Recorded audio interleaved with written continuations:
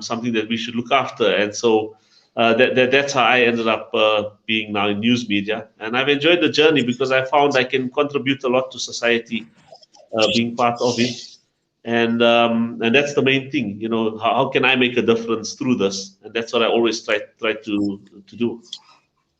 Yes, I think what you're saying is very, very important, Wasim, in terms of contribution to society, and obviously it gives us one that sense of fulfillment, because together with the passion, because obviously yours is driven, looking at the passion of your dad as well, and to continue with this legacy.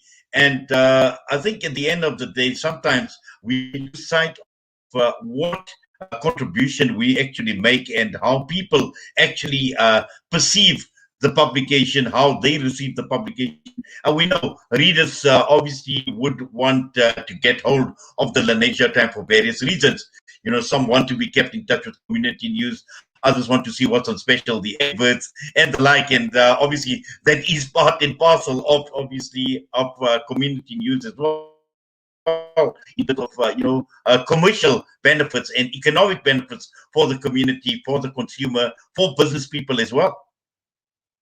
No, for sure. And I mean, obviously, I mean, we try to within the news that we create and the newspaper as well, we try to make it how can I say, inclusive of everyone's concerns and needs.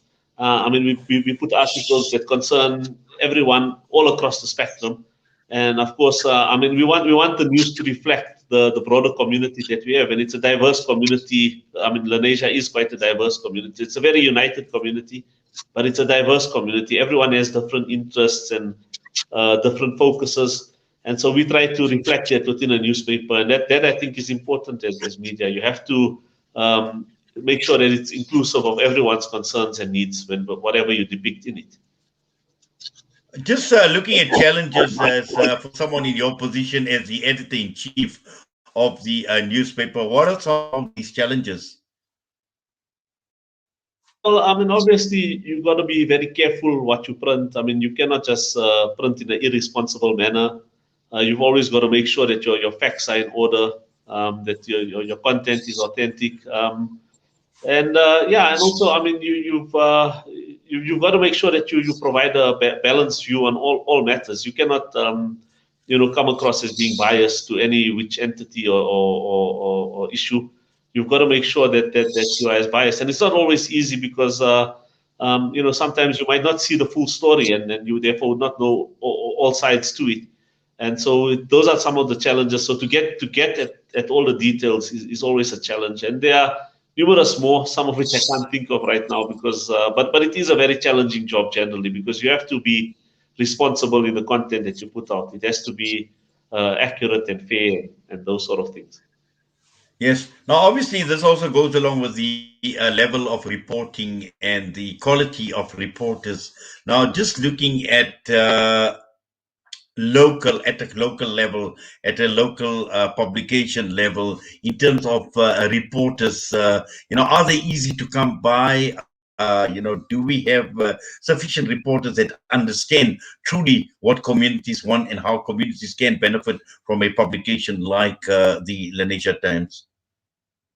Yeah, look, we are fortunate here at the Lenasia Times in that with us we have one of the most senior reporters who's been doing the work for I think maybe 4 or 5 decades, Fakir Hassan. I'm sure you've heard of him. I think he's been on your Yes. show also. So we're fortunate that we have someone of his experience and capability on. But we also have a lot of young people who come and work with us, and they require a lot of training and a lot of explanation and understanding that needs to be imparted on them to teach them about what this type of journalism and community news is all about. So that requires us to manage them and be responsible for their training and direction on how they should do this kind of work. And just looking ahead now, obviously, we are caught up in a digital space and in the digital world. And looking at the Lenasia Times in terms of how it is positioned.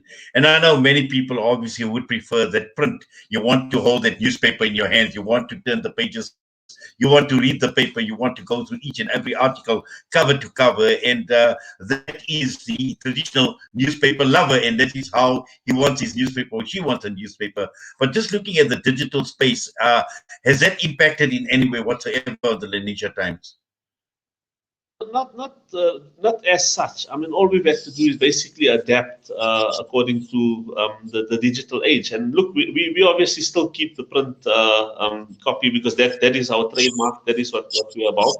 But I mean, we've noticed that most newspapers throughout the world have all also gone onto online platforms where they would present news on their websites or would create digital editions, be it in the form of a PDF or online, or using albums or something of that nature. So there are many different ways in which we get the newspaper across, but also we have online platforms, which we find is actually more convenient in terms of breaking news.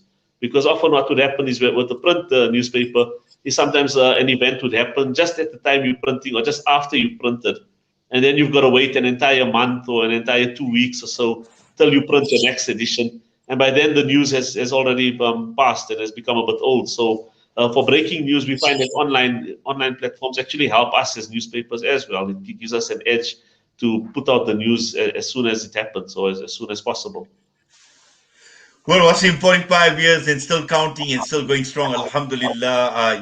Obviously, your dad, his dream obviously has been realized. You continue with his legacy, and that is the reason why we are paying tribute to you and to the Lenasia Times this afternoon. And alhamdulillah for a job, obviously well done, in continuing to provide this vital, this important service to communities, not only in Lenasia, but around Lenasia as well. And Allah keep you strong, Allah keep you healthy, Allah grant you the ability to continue with the wonderful work, inshallah, Brother Waseem. Jazakallah so much for that, Inayet, and inshallah to you too as well. And you guys also continue the good work, and may we all continue to try and use these platforms to make a difference that will benefit people within our community, inshallah. Well, inshallah, and obviously, being many radio stations being community-based newspapers, I'm sure, somewhere along the line there would be opportunities to basically, interact with each other, build some sort of relationship, because, like you mentioned, breaking news, there could be a number of issues, but alhamdulillah, that is something that we need to think about as well as communities, Waseem. Gee, for sure. I mean, we must collaborate and utilize all of our skills and abilities in the best way forward. And for sure, we need to collaborate, inshallah. Inshallah. Jazakallah for your time, as always, and have yourself a wonderful Ramadan for what is left of the month of Ramadan, inshallah. Allah accept your efforts. Assalamu alaikum wa rahmatullahi wa barakatuh. Wa alaikum salam, Inayet, and the best to you too in the remaining days, and to all your listeners, and Eid Mubarak to all of you. That was Waseem Camroodeen joining us this afternoon, editor-in-chief, in paying tribute to Muslim broadcasters and journalists on Salam Media Season 2. The time is just gone 4 minutes past 5. We come back and we still have got the Nasiha coming through later on. And just a reminder about the times, the iftar times, 22 minutes past 5 in Durban, 17:39, that's 21 minutes to 6 in Johannesburg, and 6 minutes past 6 p.m. in Cape Town this afternoon.